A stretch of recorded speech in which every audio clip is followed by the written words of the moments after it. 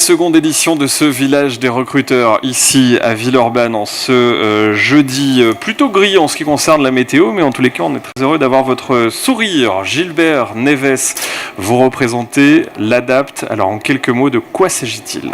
Alors l'ADAPT, c'est une association qui existe depuis plus de 80 ans et qui accompagne toute personne en situation de handicap vers l'insertion sociale et professionnelle.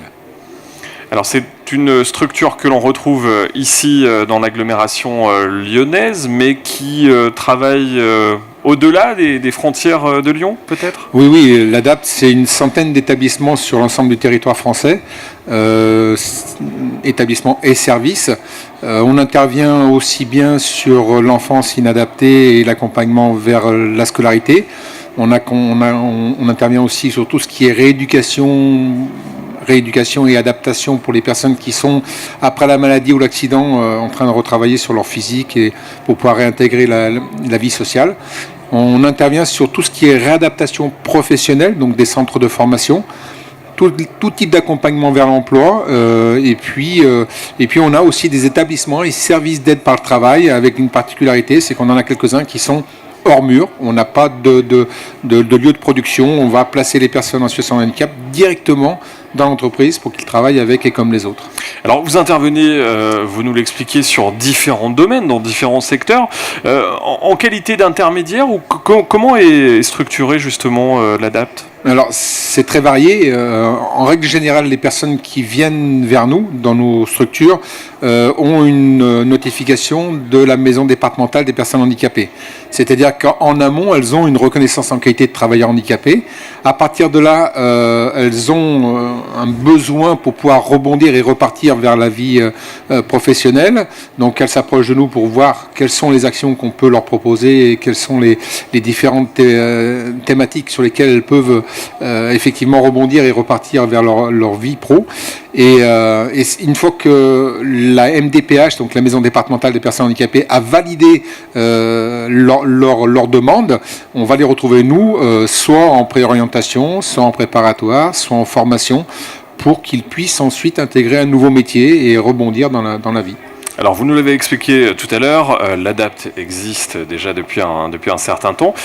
Comment a évolué son action au fil des années pour arriver jusqu'à aujourd'hui, et j'imagine peut-être avec une action encore plus importante ? L'évolution, en fait, elle s'est faite avec toujours le même fil conducteur. La personne qui a créé l'ADAPT, qui était Suzanne Fouché, s'est retrouvée en sanatorium à l'âge de 20 ans. Elle s'est rendue compte qu'il y avait beaucoup de mortalité dans ces structures-là parce que les personnes étaient plutôt inoccupées et on leur disait surtout de ne rien faire, de se reposer. Et elle, dans son dortoir, je dirais, elle a mis les gens en relation en leur demandant quel était le travail qu'elle faisait, qu'est-ce qu'elle souhaitait faire, et que chacun puisse apprendre à l'autre son métier pour que les gens aient un projet de vie. Et tout est parti de là. Aujourd'hui, l'ADAPT, c'est toujours pareil. C'est-à-dire qu'on a toujours le souci de dire aux personnes qui sont en situation de handicap ou malades, quel est votre projet de vie, et si vous n'en avez pas, nous, on va vous aider à en construire un. On va vous aider dans la construction de votre projet de vie. Parce que le projet de vie amène cette envie de se battre contre la maladie et contre la situation du handicap. Donc on a toujours gardé ce schéma-là. À la base, on était sur ces 4 métiers que je vous ai dit très rapidement, c'est-à-dire l'enfance inadaptée, la réadaptation professionnelle, la rééducation fonctionnelle, et puis les anciennement centres d'aide par le travail, CAT, qui sont devenus aujourd'hui des établissements et services d'aide par le travail. Et puis on s'est très vite élargi, suivant la demande. Auparavant, on était beaucoup sur le handicap physique, et essentiellement physique. Aujourd'hui, on est sur tout type de handicap, sensoriel, physique, psychique, mental. On va sur tout type de demandes par rapport aux personnes en situation de handicap. On a, par exemple, à Lyon, c'était un centre de formation, c'était un centre de réadaptation professionnelle. Aujourd'hui, il y a un ESAT aussi, il y a un centre d'accueil de jour, il y a des actions d'accompagnement. Donc, vous voyez, on s'est beaucoup diversifié, mais on s'est beaucoup diversifié parce qu'il y avait une vraie demande. En vous écoutant et en vous surprenant tout à l'heure lors de l'un des entretiens que vous meniez sur le stand de l'ADAPT ici au village des recruteurs de Villeurbanne, j'avais la sensation que la première des valeurs finalement que vous mettiez en avant, c'était l'écoute. Ça reste quelque chose pour vous qui est à la base de votre action? Oui, je pense que toute personne qui se retrouve dans une situation un peu précaire, un peu compliquée, le handicap certes, mais aussi l'emploi. Moi je dis souvent que le handicap aujourd'hui il se niche à des endroits où on ne l'attend pas forcément et que ce ne sont pas forcément les personnes qui ont un handicap visible qui sont les plus en difficulté. Parfois il est souvent pas visible d'ailleurs le handicap, puisqu'il y a plus de 80% des personnes handicapées qui ont un handicap non visible, mais surtout on va se rendre compte que les problèmes sociaux, les problèmes d'emploi, tout ça, ça va augmenter la situation de handicap. Et la première chose, c'est de ne pas être dans le jugement, de voir les gens, mais tout type de personnes comme des personnes avant de voir le handicap, parce que je pense que c'est très important d'amener cette dimension personne. Et puis l'écoute, oui, je trouve qu'on a perdu le sens de l'écoute. On a tendance à tout savoir pour tout le monde, à tout savoir ce qu'il faut faire, alors que il n'y a pas une personne qui se ressemble, il n'y a pas une personne qui a le même chemin de vie. Donc écouter, c'est apprendre de l'autre, c'est essayer de comprendre comment il peut fonctionner, et puis en l'écoutant, je pense que ça valorise aussi la personne, parce que on se rend compte qu'on est peu écouté.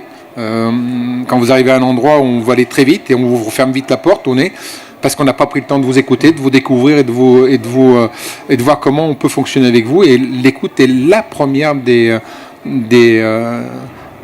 choses à mettre en place avec toutes personnes qui sont en difficulté. Aujourd'hui, en 2016, vous avez le sentiment que ces actions que vous menez alertent l'opinion publique, les politiques notamment, ou vous avez encore peut-être l'impression de vous battre un petit peu tout seul dans votre coin?